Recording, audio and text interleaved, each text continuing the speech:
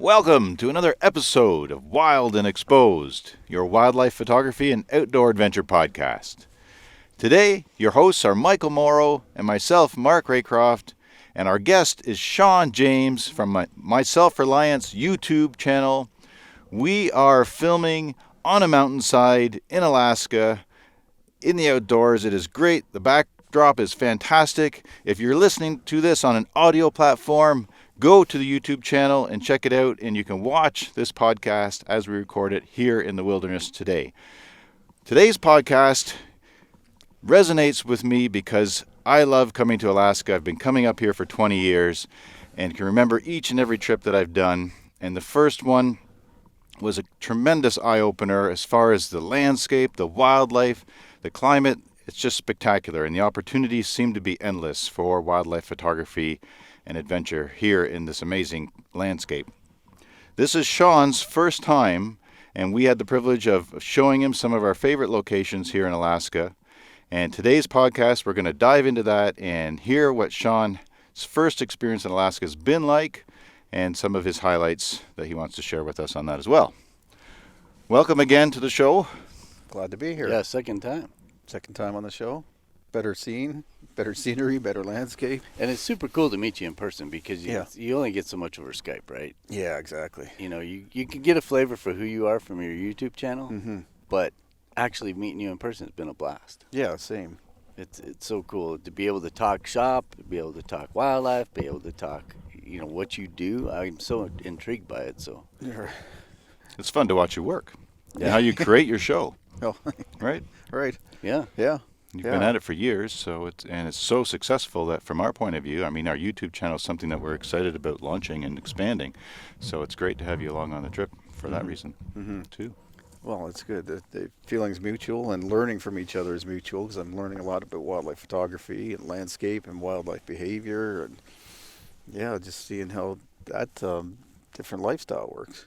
It's cool, and to see that you're being dedicated and actually semi-living up here or part-time living up here. That's pretty cool too. I can see why you were inspired to spend more time here. Yeah, I was like Mark. I've been coming up here since '92, and Wow. and every year, and it just got progressively longer and longer and longer. And it's like, you know what? I just move there. Planes are cool. You can fly just about anywhere. So if somebody calls for a job in the lower 48, Sure. you just go. Yeah. So my first time, and I remember when I was a kid watching Red Fisher, and I don't know if that was broadcast in the U.S. or not, but it's an old fellow that sitting around Scuttlebutt Lodge, and actually when I was building my cabin, I was thinking of Scuttlebutt Lodge and filming me talking to you guys sitting in my cabin like he did. But he always talked about these epic trips to the Kenai Peninsula. That was probably my first exposure to the idea of going to Alaska to do outdoor stuff, fishing and hunting and photography. And when I got that opportunity to come here, I mean, that was in the back of my mind, and forefront was that I've been following you guys, watching what you're doing, see these incredible shots, incredible animals. Like, I want to go. Well, not a good year. It was actually quite busy back home, and didn't really want to fit it in. Didn't feel right leaving my wife and the dog and the kids and just taking off for 2 weeks. But how could I turn this down? And it's been worth it, every second of it. What do you think's been the coolest thing that you've had over these 2 weeks? Is there one that just stands out? I think. I'm thinking of wildlife encounter. Yeah. I mean, so first of all, I've never seen a brown bear. So grizzlies that were on my bucket list, of course, obviously. I've never seen Alaska Yukon moose, which these things are massive compared to what I'm used to. But I would say probably seeing that first brown bear actually down at the river when we were fishing, and sow and cub came running out of the bush and running down the middle of the river up towards us. That was awesome. It was fleeting, but it just gave me a feel for what it was going to be like and what it's like here and what those animals are like compared to the black bears that I'm used to seeing. It's pretty cool. That was a great way to start the trip, too. I mean, Shawn drove down to Medicine Seward after we'd spent 3 days on a boat, filming along the coast of the Kenai Fjords, and then we moved over to into the Kenai Peninsula for salmon run, hoping for a salmon run, but it was between runs at the time. But it was great to hang out, and then that was couple of days there. That was a great way to finish it with that sighting of that brown bear with her cub. Yeah, that's right. The sockeyes were cool as well. We have transplanted salmon back home. We have some native Atlantic salmon, but we have coho, pinks, and king salmon, Chinooks. And, it's fun fishing for those in rivers. But knowing that they're transplants, it's always been in the back of my mind as well. It hasn't been truly authentic. But to come here and catch my first sockeye, see my first sockeyes, and then catch my first sockeye salmon was cool.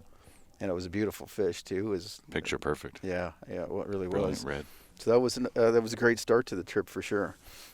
Highlights since then, I've had some cool adventures. The moose today and the moose last few days, but also spending time with the brown bears up in Katmai Park and at Brooks Falls. That was pretty special as well. So we were talking last night, and we were trying to find some other stuff to do, but it's so limited. I mean, you can drive to Kenai, you can get to Seward, you can get to Homer, you can drive up north and go through Tok or Denali.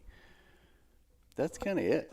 It's hard to drive somewhere. So if you get the chance to fly, you really see, and it's so much variation and stuff too, right? Yeah, and I would, coming back, I would plan to do more of that for sure, in different directions, different experiences. Just the bears alone, it was cool where I went, but it was a fairly popular place with quite a number of people there. I'd like to actually see them in a less controlled setting, even though it was nice for a first, really actually nice for a first experience to be there when it is so controlled and so safe. But to get along the coastline somewhere and see them that way would be on my bucket list for next trip. Right. And there's a lot of places to do that, and you can put yourself in so many different situations where you can do the tidal flats, or you can go up on a river, or you can do all kinds of things. Yeah. I mean, it really is a frontier, last frontier. It's again, cabins in a fairly remote place for where I live, for the province in Canada that I live, but it just doesn't compare. I mean, we're not far from a fairly major center up here, and to be into moose like this, and to know the bears just walk into town randomly. There's grizzlies this close to where we are. It's a wild place. Yeah, we saw a grizzly the other night. If you're watching on YouTube and you see down the valley that's behind us, we ran into a grizzly right there. Yeah, it's crazy. So for your trip to Brooks Falls, then, what did you use for equipment on that? Or how many bears did you see, and then how did you need a big telephoto, or was it manageable without? So we got off the plane. We landed on the plane at the beach, and there was about a half dozen, maybe 10 float planes at the beach. And right away, we couldn't land where we wanted to because there was a sow with 3 cubs nursing on the beach. No kidding. That's your welcoming party. Yeah, exactly. Wow. Now the regulations are, and for ethical purposes, you're supposed to stay 50 yards. Of course, you can't control wildlife always. They wander towards you, and you have to try to step out of the way and respect the distance. But 50 yards is what we were able to approach to those animals, and without disturbing them. So I did use a 100 to 400 with a 1.4 extender on it with my Canon 1DX. I used that most of the time, and it was nice to be able to. It wasn't too close for most situations, but there was times that I did pull out 24 to 105 on another camera and shot with that. So there's not just the awesome shots of the bears catching the salmon as they're leaping up the falls, which I did get awesome footage of that. Slow-mo of the bear reaching out as the 3 or 4 fish are flying past it, and he reaches out and grabs it. That was incredible. But there's also the scenes of I've got some awesome footage of cubs wrestling in the water down at the sort of the tidal flat, or it's a lake, it's not a tidal flat, but at the estuary where it comes into the lake. They're just randomly playing out there, and huge salmon, I was going to say herds. Flocks of salmon.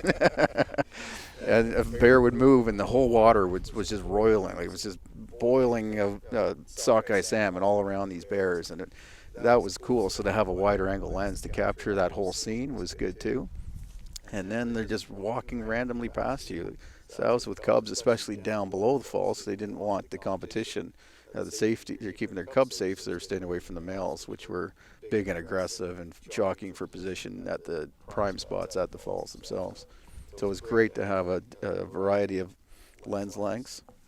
There's a couple of ponds, like dry meadow sort of things, and the sows were sleeping out in those with the cubs and staying away from the boars again. So I got some footage of that. It's just incredible, and it doesn't take long to capture all that footage. And then you're looking for different opportunities. So you go there.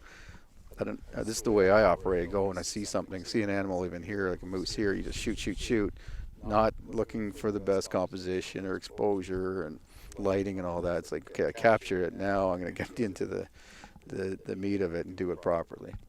So I've got probably 100 gigabytes of footage of just random shots, and then I start focusing on trying to capture what I should be capturing. Yeah, it wasn't a couple days into the trip, and you were thinking you might need to pick up some more hard drives. Yeah, exactly. I went through this morning, about 150 gigabytes. Yeah, great. It makes for a good day. Yeah. So, and weeks afterwards, of course, reliving the experience as you go through that footage. well, that's the cool thing, because when you got back from your trip or when we weren't with you, you were showing us some of that footage, and it's just exciting, right? Mm-hmm. I mean, this winter when you go through footage, it'll be a blast to relive it all. Well, that's the thing. I need to get videos out. I'm busy at home. I need to capture more footage of me working around the cabin and getting uploading videos to YouTube. So balancing all that, and not rushing the footage, because I want to convey the feeling that I have being in this situation, being in this state, and experiencing all of this. So to rush that footage out just because I'm excited, I'm trying to resist doing that. I just want to take my time and present the footage that I did capture properly. So I'll see how long it takes me, but it won't be winter for sure. I'll be too excited to hold it back until then. Yeah, I can see that. Yeah. So you're out there shooting stills and video. Yeah. What's your first? Is video always first, just because you have the YouTube Yes. presence? Yep. So you're getting out there, you're getting the video going, and then at what point do you switch to stills? Once I'm satisfied that I've captured the behavior and the majesty of that animal, once I feel I've captured that fully for YouTube, then I'll switch over to still photos. There's a lot of situations. There's a lot of situations where the still is still nice to capture. Like some of those scenes where the bull is kind of reaching in or picking up biting some fireweed off and picking that up, and it's hanging out of its mouth. I think that actually looks better sometimes as still rather than film. So when I see that, I'm filming, then I switch my camera over to photo and take that. And then I got to a point actually when we had so many great opportunities that I pulled out a second camera, had that on my shoulder, and I was taking stills with that. And the other thing is having that smaller camera with a 24-105 let me open that up and capture the scene, because look behind us right now if you're watching this on YouTube, this scene is where the moose were. So I wanted to get that majestic mountain in the background and the clouds rolling in as the moose is standing there feeding, or two moose together. And that was another good opportunity to get that wider lens out and capture those interactions. Do you have some? No, it's just making the most of the scenario, Yeah. right? I mean, that's something when you're here, you do get caught up in the moment. You do want those typical portraits, but to realize the landscape is so complementary and the environment adds to that. So to capture that hats off to you for recognizing that and doing all that variety for your show. Well, not my background, but I've spent more time over the years photographing and filming landscapes and getting the overall feeling of an area, because as much as I love animals, it hasn't been a focus. I haven't gone to places specifically to photograph wildlife. So my mind first goes to the landscape and the interaction of the animal with the landscape rather than the portrait of the animal itself. For one thing, I'm not used to seeing such awesome specimens of each species that we see here in Alaska. I might, if I see a cow moose at home, I'm capturing that cow moose. It's not all that dynamic itself, but to put it in the scene and see where it lives, that to me is capturing the essence of that animal. So that is my primary focus first, and then I start looking at, okay, now let's see the flies on that animal and how he's reacting to that. Start looking at the details.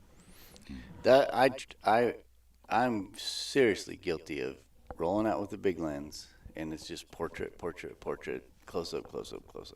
And this trip, this And slow-mo close-up. and slow-mo close. Yeah. Right.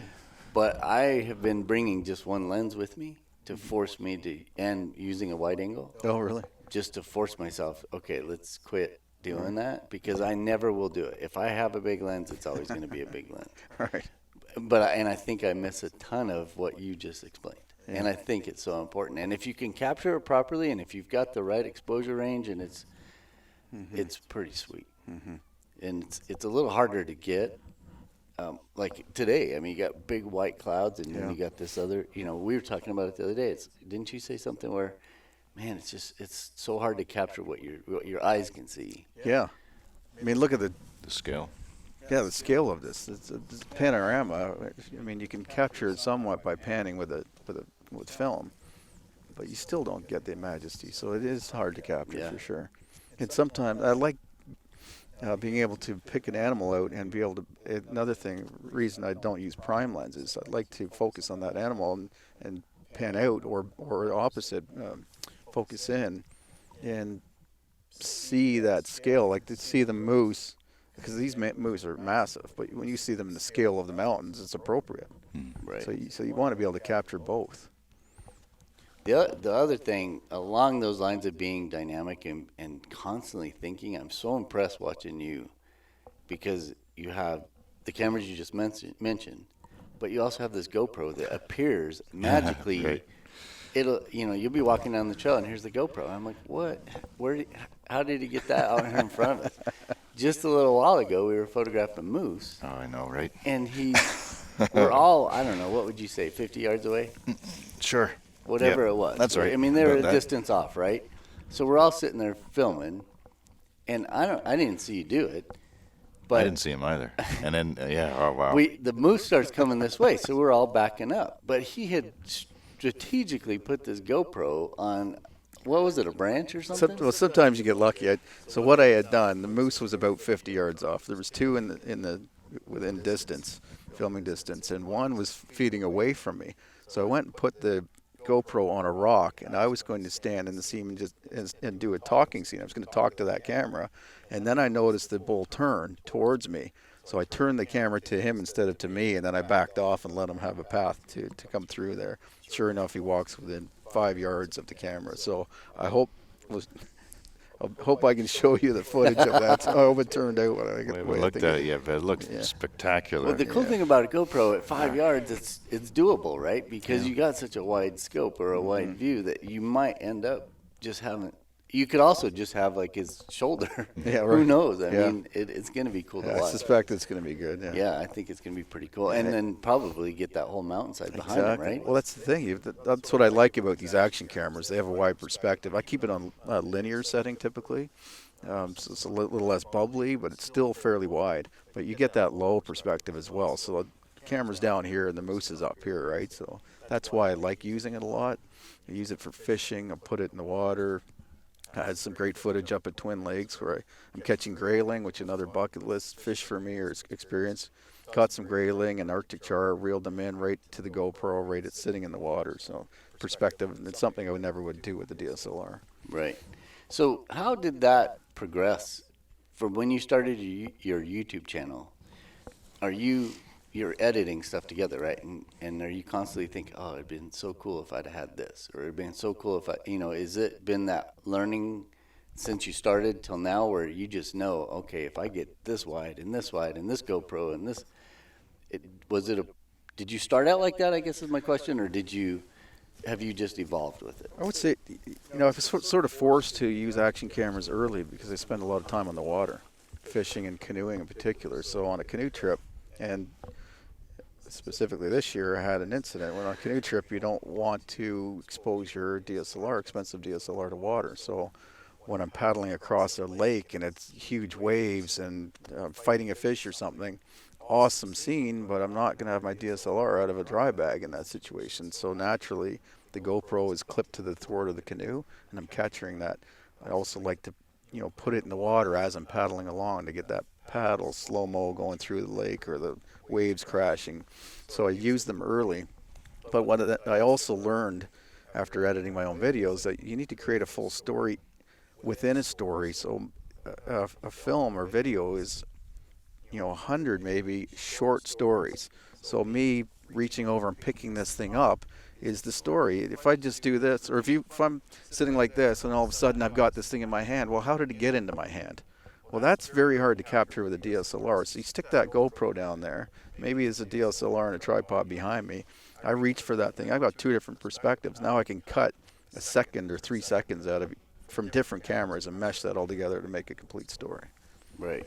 So that's been the evolution, is figuring, and I think it, as an editor, when I started working with a bunch of editors and shooters, I always would hire, for my shooters, I always would hire someone that edited first.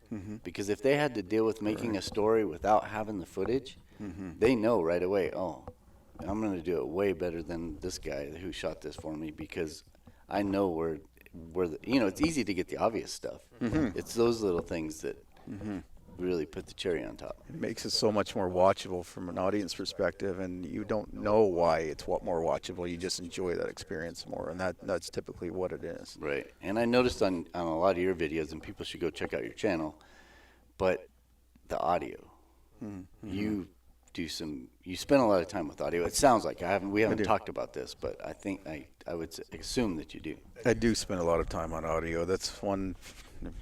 I don't think anybody tolerates poor audio on a video or a movie. If you went to a movie and the audio was horrible, especially now with people using headphones a lot to watch things, we're watching more and more on our iPhones. And if you're in a public space, you're gonna have earbuds in or headphones, and a mosquito at the wrong time coming in and buzzing on my camera that I've captured. If I don't try to soften that in the editing process, people are whipping their headphone off because, first of all, they either think the thing is biting them, or or it's just so screechy loud that it's offensive. Right. So that's one reason to focus on it. But it also it's immersive. You feel like you're part of that scene if you hear all of the proper audio and at the right levels. Well, I spent a lot of times balancing those audio levels. Yeah, an example that hits me from a lot of your videos, when you do the cooking stuff, like if you're cooking on the stove, you'll hear the spoon go into the pot, or you'll hear the knife cut through and hit the cutting board, or whatever it is. Right. And that's like those little specialty shots. That stuff helps tell that story. And a lot of times some of that audio actually comes from a GoPro, because that GoPro can be right up against that pot or in a place that you're going to capture different audio. So I have to listen to the audio, and it is challenging with 3 different cameras balancing the audio, because you'll have GoPro that's not great, and DSLR. I use a Rode external mic on my camera on my DSLR, and it captures phenomenal sound. But then I've got to balance that, so it takes some effort. Right. Well done. I mean, it's pretty awesome, and it's been fun watching you, because I think from my perspective, I get lazy. And if you're out here shooting wildlife, you just get those shots like we talked about, and you're on your way. But you could spend a whole day just doing audio. And leave the camera at home, so you're focused on the audio. Right? Yeah. And I don't think, for sure, amateurs don't do that just because they don't know yet. A lot of lazy YouTubers, and that's where I upload all of my videos on YouTube. They don't bother with the audio, and it's not watchable, and people turn off, and they don't know. The creator doesn't know why people aren't watching their videos. A lot of times it's that audio. Right. You need to spend time balancing it. I have somebody that I spend time with that we do videos together, but you're constantly, when I'm watching his videos, I've got the controller in my hands. I'm adjusting the audio up and down, because all of a sudden he's screaming, and the next minute I can barely hear him. So no, it's you got to focus on that. So recording audio separately is pretty important, so that you can dub over audio that's not good from a scene. Maybe a dog barks or something, and it's not appropriate for a dog to bark if I'm sitting there reading, for example, in the cabin, and Callie barks because a bear stepped on the back porch. Well, that's not audio that makes for a relaxing experience. I need to have backup audio that I can dub over that, and I think it's appropriate to do that. Yeah. Oh, yeah. I think it keeps the story on track. So take us on the second chapter of your adventure here in Alaska. So the first 3 days. This was a bucket list. Well, yes. Okay. First 3 days were awesome. So fishing, first grizzly bear experience, brown bear, and then came back here to Anchorage, and then flew out to a bucket list destination for sure. So part of the inspiration for my cabin build was watching Dick Prenneke, and the film that was published or available to us in Canada was Alone in the Wilderness. And it was a story of Dick Prenneke moving up to Alaska and homesteading essentially on Twin Lakes up in Lake Clark, what's now Lake Clark National Park. At the time, it was just pristine wilderness. So he, in 1968, cut some logs down. 1969, built this cabin, and very inspirational. He planned on staying there for a year and ended up staying for 30 years living in this thing. So, of course, me doing what I'm doing, how could I not be, enamored with that story? So I did.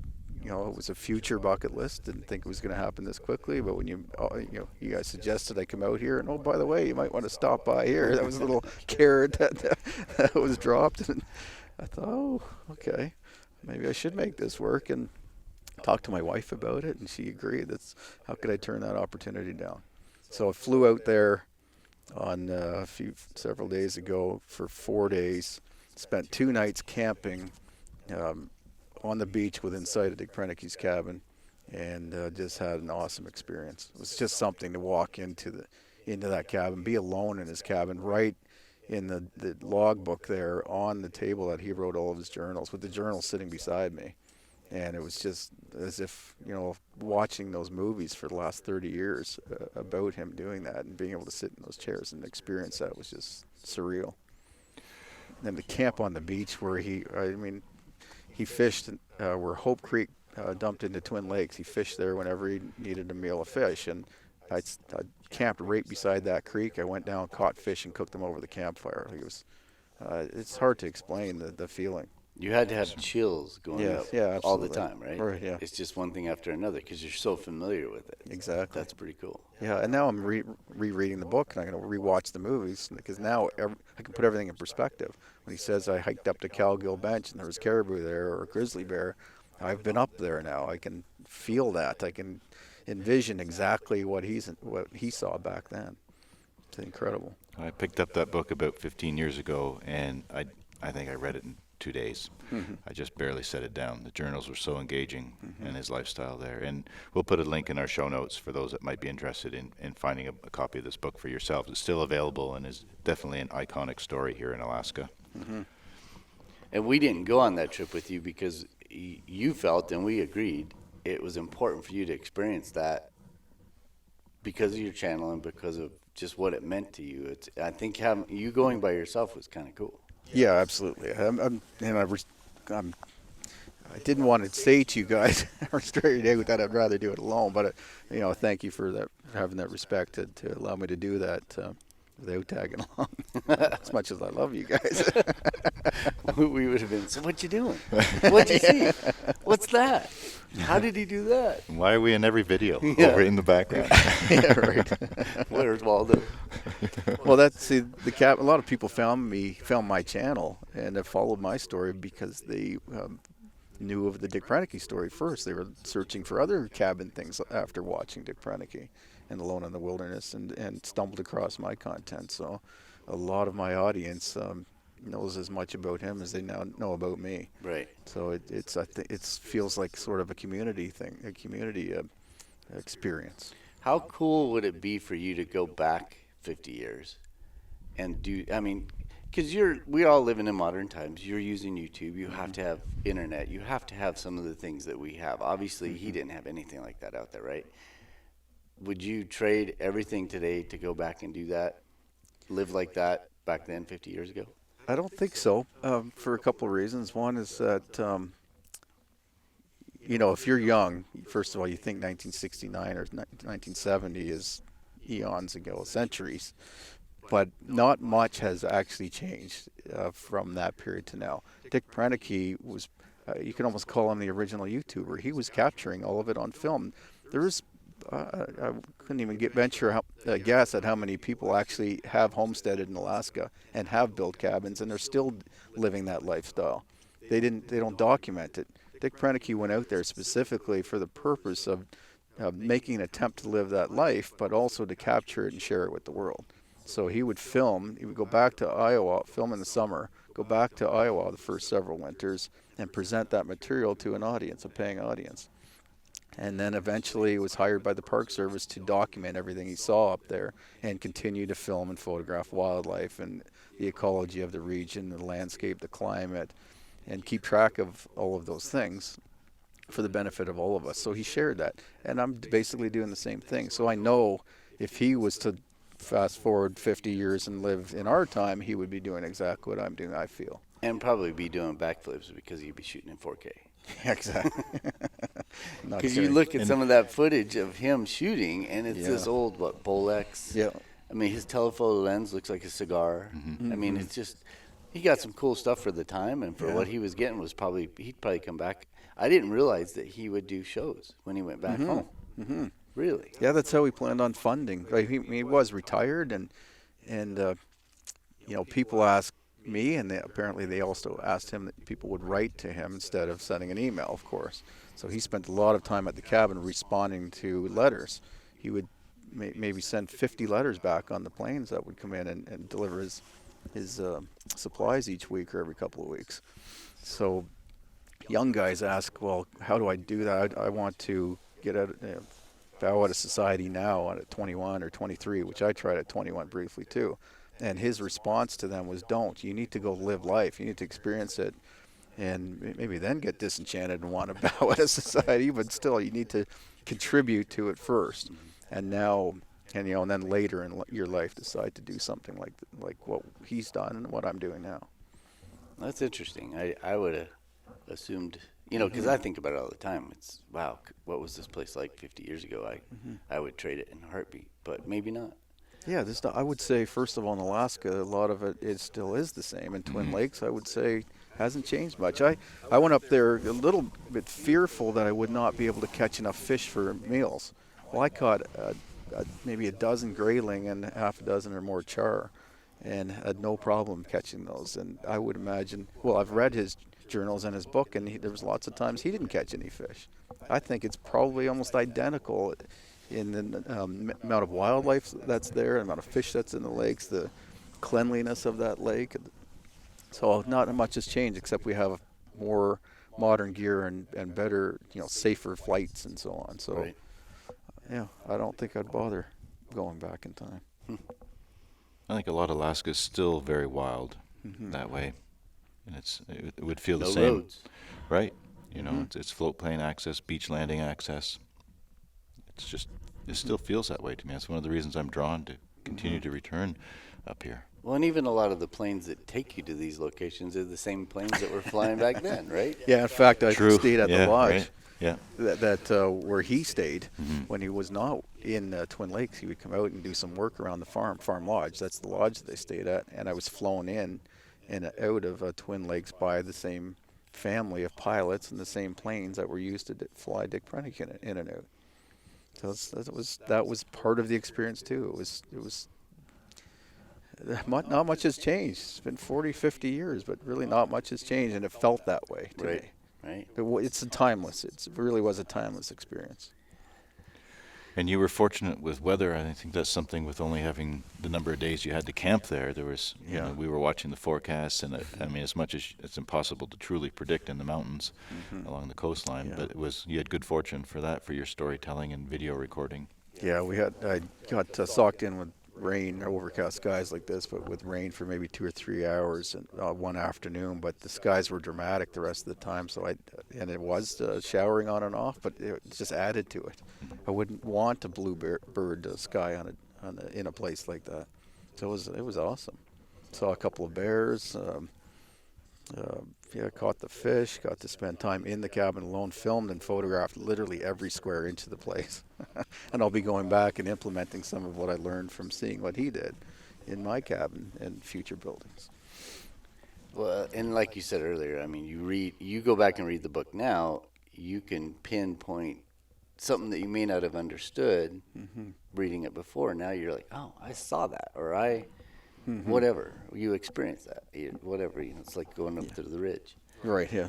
That's pretty cool. Yeah, it was awesome. So then, spur of the moment, at the beginning of that trip, I reached out to Glenn Ellsworth, the owner of Farm Lodge and Lake Clark Air, and just asked him, is there any bear experiences that I can take advantage of? He said, well, you're up here for 4 days, and on the 4th day you have some time, so why don't I fly you out to Katmai and to see these brown bears? And that's exactly what I did.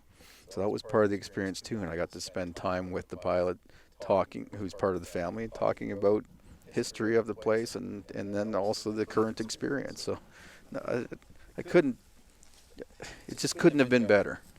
I have to tell the audience that when you showed back up, Mark and I we're like quizzing you right and left. And Mark finally looks at me and says, would you shut up? I don't, because we wasn't exactly those words. No, but yeah. no. But that's how I would have said it to you. Would you like lay off? Because we want all this stuff for the podcast. I mean, we were all so excited for you to get to have those experiences. Right. But more importantly, we wanted to hear about it. Mm-hmm. And we just had to wait. And we still looked at a lot of the footage. But that helps too, because then we know what you're talking about when we talk about the podcast. Well, I think when you ask somebody to tell a story, and if they're telling it to that person, it's always best told the first time. Yep. You know, they can tell the story just as well another time to different people. But if you sit down and look at that same person, and I was like, well, I told you yesterday. So that's why I was just trying to. No, I agree. I agree 100%. We do it all the time. Exactly. It's hard to wait. It is super hard to wait. But Well, I feel the same way about creating videos too, right? So I've seen some of the footage, and I like sometimes when I come back from a trip or a few days, that I've been working on a project at the cabin, I finally sit down at the computer and start looking at that footage. And first of all, I'm reliving that, even those small experiences. And it's like, okay, now what do I do with this? How do I present this to my audience in a way that truly conveys what I felt while I was doing that project, or the difficulty of it, or maybe the ease of it, whatever that was. Now I feel the same way about this trip. I've got 12 days of footage, just this type of thing, and I've got the Twin Lakes, I've got the animal experiences, and I have to figure out how best to put this all together to truly present it the way I felt it, and that's challenging. That's why I say about not. I don't want to wait too long, so it's not fresh. Right. That's on one hand. I'd like to come back and create a video quickly, but I also don't want to just throw it together and then release it, so because I think that would be doing disservice to the place and the trip. So I will be releasing quite a number of videos, sort of behind the scenes videos, like a daily vlog showing this type of thing, and then I'll be doing my typical format, which again, the cabin life is everything people dream it to be and are attracted to myself and Dick Prenicke's story to begin with, and that's that, I don't know, simplicity and just hearkening back, I guess, to simpler times is probably the thing, and to relax, to sit down and watch my stuff at the end of a stressful week at work or whatever it is. I want to present what I've experienced here in that format so that you feel relaxed watching my content, watching my videos, and seeing my photographs, whatever it is. So. And we really appreciate the time collaborating with you on an experience like this, because we're expanding that in our storytelling with our wildlife photography and our adventures, and we want people to feel like they've been with us on a trip like this. And yesterday to have a few hours to sit down and talk about all the ins and outs of YouTube, and to get our Wild and Exposed podcast content on there and growing our storyline, it's been something we really appreciate because of your expertise, and super excited about bringing more and more of our content online regularly for our listeners to feel like they're part of our lives. Yeah, and I'm looking forward to watching that. Like, part of what I was attracted to you guys for to begin with is the quality of the content that you create, and I feel like that's my next step. I'm capturing what I'm doing in a simple format. I feel like in order to really convey that feeling, that emotion behind what I'm doing, I need to increase the quality, improve the quality. And what you guys do, you're the opposite. Instead of quantity, you focus on quality, and you produce fantastic quality content. The audience, I think, wants to see more of the unedited version of Wild and Exposed podcast and Mark Raycroft and Mike Mauro. You can see the behind the scenes, and that's I think the meshing of our two sort of brands, or us as guys, to get together and learn from one another, I think is just timely. I think it's the perfect time for both of us, for me to improve my quality, for me to have more exposure to wild places like this and wildlife that I've always loved but never really got time to focus on to capture it properly, and you guys to get more in tune with the storytelling behind what you do. Yeah, absolutely. So I think it's a great synergy. Yeah, no, it's been that way for sure. And we should point out that you actually have two channels. The one channel is huge, monster, my Self Reliance, but you also run, it's a monster too compared to us. But the Shawn James channel is almost at 100,000 subscribers. So, I mean, if you're looking at his stuff, make sure you go look at both, because there's different content on both, and it's... Yeah, I think there's value in watching both. I think Shawn James' channel is more of the behind the scenes. I think part of it is that I've become so passionate about creating content as much as living the lifestyle. I actually really enjoy filming, photographing, editing, and presenting. So my main channel, my Self Reliance, it's more sort of film format, or it's less educational, less tutorial based, and less behind the scenes.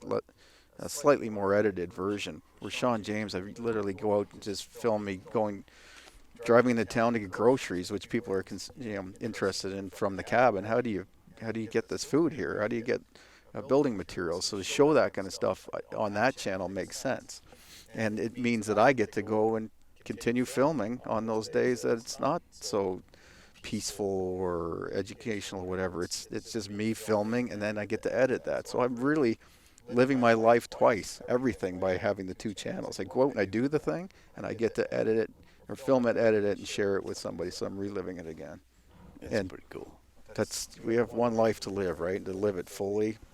And I got to tell you, my audience inspires me to do cool things each and every day. And when you get yourself to a point where you have to maintain 2 YouTube channels and produce enough content for that, there's no sitting around. There's no getting up in the morning and saying, I just feel like being lazy today. Because people want to watch what I'm doing, and I want to live my best life. So if that's the inspiration, I need people, a global audience, to get me off my butt to get out there and do something interesting. That's great. It's cool. I think that's a good way to look at it. Well said. Yeah. I think it summarizes this trip too. I mean, as far as the long days and the nonstop and trying to make the most of all the different aspects of what we're doing, of the filmmaking, the wildlife experiences, the physical challenges, the lack of sleep, then the editorial side and keeping up with those commitments.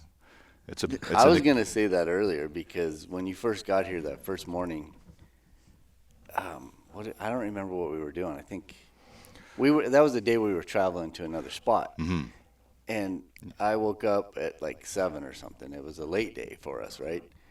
And I went over to your cabin, and I was like, "Where's Shawn?" And he's like, "He's already out shooting." He's already been out shooting for 2 hours. Right. He's been flying the drone. He already caught a fish. He's already done all this stuff, and it's like 7 o'clock in the morning. Right. So that totally speaks to, it's like, but everything you're doing is awesome.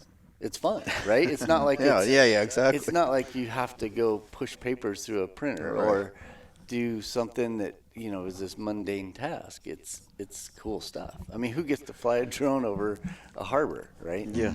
So. Well, and people, so many people would like to make a career out of YouTube or what you're doing, wildlife photography or filming, cinematography, whatever it is.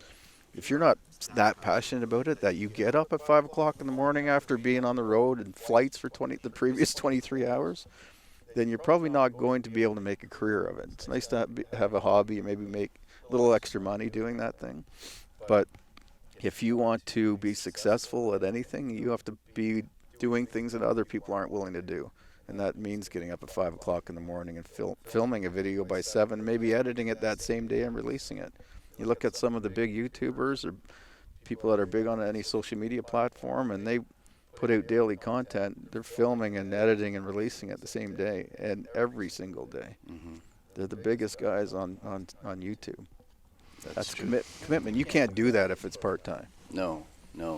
And this trip is, you wake up at 5, well, like for the moose. We wake up at 5, you drive up here, you park, and you either hike for 3 or 4 miles, or you're today we rode bikes for 3 or 4 miles. Then you're actually going to start shooting. Some of us did. Well, yeah. So Shawn and I had we didn't bikes. Have we had 2 full, bikes. We full didn't have 4 bikes. Yeah. So Mark's like, you guys ride, but we had radio. So once we found the moose, we were able to say, okay, we found some moose. So go ahead and it's all good. Put in the miles and hike out. Well, and I wanted Shawn to have that extra opportunity. I mean, I have a little bit of a moose portfolio. You don't have very many moose pictures. Right. So it's okay if I'm lagging behind on a morning like this just to walk in. But, there's something just describing that passion. When the alarm goes off at 5 a.m. on these short nights, because there's very little darkness here in Alaska this time of year, I will admit I am tired at 5 a.m. But we have our coffee, we get up here, and we glass, and when you see that first animal, that's forgotten. Right. And then it's just the fun of going and the interaction, the observing the animal and thinking about what we're creating, whether it's the video, the storytelling, the still photos. All of that is such a primary focus that everything else is gone for hours that we're with that animal. And that's, to me, that summarizes the passion. If somebody feels that way, if any fatigue or pain or distraction or stress evaporates when they're in that zone, then that's a good sign that you're in a happy place. True. Yeah. Agreed. Absolutely. Agreed. So, And people say I don't have that opportunity. You're in a great time and place where you can take advantage of that. And that partially is true. And I recognize that, and I'm grateful for that. But you also have to create opportunities for yourself. And you have to put yourself in situations that other people will present opportunities, like you guys did this trip for me. If I wasn't in this place in my life where I made a focus to make this a career and live a simpler life and document that thing, I wouldn't have ever met you guys. I wouldn't have had this opportunity. That's a good point. Yeah. These platforms do facilitate that. We met, we did another podcast with a fellow photographer, a Doll Sheep enthusiast up here, and we would not have met him without social media contacts. So we're always grateful for the people that interact because of our show on any of the platforms, because you do meet those people who share the passion. Yep. Sure. Yeah, absolutely. And like you alluded to a few minutes ago, they also motivate. It's fun to create content knowing there are people out there who are interested in viewing it and commenting on it and sharing it, and I get so many emotional comments too. Like we take for granted. I mean, look at where we're sitting right now. Unfortunately, a lot of people watching this and listening to this are sitting in a place that they don't really like or want to be. And, I feel for that. But I also am inspired by those comments when people say, you're changing my life, or you've inspired me to do something different, or to change my life, or to, work on that relationship that I haven't been working on. Like, it's amazing. People that are disabled and can't get out to do this thing anymore, or older and can't get out. There's a lot of situations where, we have to fully take advantage of the opportunities that we have, because it's our responsibility, I feel, to do that. It would be irresponsible for us to have, health and good fortune and live in a place that we can experience this and then not do it when there's people that would love to be in our position and can't. Right. Well said. Yeah. Very grateful and love to share it for those reasons. Absolutely. Well, shall we attend to some editing for a couple of hours and then plan our next adventure? Well, the thing is, the last 2 days it's been sunny. So by this time of the day, you can't really shoot because it's so harsh. Right. We don't have any harsh lights, so that means we can hop back on these bikes and ride another 3 miles. Oh, can we toss a coin to see who gets the bike? Yeah, this time. Yeah, for sure. Okay, all right. I don't mind. I don't mind hiking. Yeah, I'd rather hike at this point. I haven't been on a bike since we got Cali 3 years ago. And I remember last time I was on a bike when I hadn't been biking and how sore my butt was for the next week afterwards. Let me just tell you, I ride a bike a lot for exercise. We talk about it occasionally. When you're doing it for exercise, you don't have anything on your back. I'm fine. The seat doesn't bother me. But I've been riding, I guess yesterday was the first day. When I got on that bike today, after having this pack on, that extra 30 pounds or whatever. It's more than 30. Well, whatever it is, I mean, my butt was like, oh. That makes a difference. Right. So, yeah, I would be fine walking, too. And I actually have gotten in really decent shape being here over the last couple of weeks. Not that I was out of shape, but I feel like I'm better shape. I feel nothing hurts. You know, yeah, as you get older, you need to specifically work on those muscles that you're using for that task. People see me carrying logs around, they assume I can run a marathon or Right. hike mountains. Well, that's certainly not the case. Those Right. first few, well, maybe I've been here for what, 12? I think I'm losing track, about 10 days, something like that. Really, I'd say 2 days ago, my legs stopped hurting. Yeah. And now I'm probably ready to go. But if I go back to the cabin and I don't keep that up, those long hikes, and I'll lose that quickly. You do. You lose it really fast. I'm amazed. Mm-hmm. And I think that's one of the blessings of these trips as well, is that the losing track of time and days. Mm-hmm. You know, at 2 or 3 or 4 or 5 day trip, you still feel in that time frame. And it's something that in our society, I mean, we're so dialed in to time and days of the week. It's a real privilege to get out into wilderness, and I'm sure you feel it at your cabin, and things like that disappear. And it puts a smile on my face when we get to the stage in the trip and somebody says, "What day is it?" and we all have to think about it. Or, you know, it's a good sign because we're just in the moment. We're living in the present and just truly appreciating it because, you know, we were missing Ron. He was here for the first part of the trip, and it just goes by quickly. There's so much going on. The days are so full of life, and they go by. So we really do have to live in the moment and appreciate it. And it's great when it doesn't matter what day of the week it is or what time it is. The fact is, the light's good. So yeah, if we can pass on editing today and go and pick up on some more photo and video opportunities, let's do it. Yeah, a little bit of food would be. We would have go a long way. snacks. Snacks. Missy left yesterday. Our producer, she was here for all the trip except for the last couple of days. Shawn's got another day left, and Pilly and I have 2 more days left before we depart. Then I'm going to be running up here all by myself. Well, we're going to miss it. I'm good with that. We're going to miss it. But- Are you now? But It's like- it would be more fun if you guys were here. I keep trying to get you to extend your days. And We've got snacks. We always have some snacks with us and water so we can last longer out here because you never know. Yeah. You don't want to cut a trip short or an experience short. We've traveled here. I keep saying this podcast after podcast. We plan this trip. We pay a lot to go on a trip. You don't want some little thing to compromise the opportunity. right. So Yeah, I think we're taking it maybe a little for me, I shouldn't take it for granted because these bulls are exceptional. I've never seen anything like this in a concentration of animals. But it could be a grizzly bear around the next corner that we want to follow, not chase, but follow for filming and photography, or Wolverine. There's so much can just happen here. Lynx. You have to be out. I mean, Wayne Gretzky famously quoted saying that you miss 100% of the shots that you don't take. If we're back at the at the condo or townhouse right now editing, what just stepped out that we missed? Well, I think about that all the time. It's like if you took and did a radius of a mile from right here, you know there's a bear. Right. Or 2 or 3 bears. Right. You know there's moose. You know there's probably a lynx walking around. Are you going to see it? Mm-hmm. well, we know Probably not, but you're not going to see it for sure being down there. Right, But yeah. if you're out there, at least you have a shot. Well, and people watching us on YouTube, you know, I know it's a wide-angle lens, but if there are little specks moving off on the background hillside, there's a good chance those are moose. They look like ant moose, but trust me, they're moose. It's fun. It's like, you know, it's just glassing for them at any time of day. I mean, typically it's early when we get here, and taking 20 minutes, and they just slowly start popping out, or you find one bedded this way or that. It's I find a lot of fun in that searching. And if we do see another bear, let's hope it's a little more friendly than the one we had last week.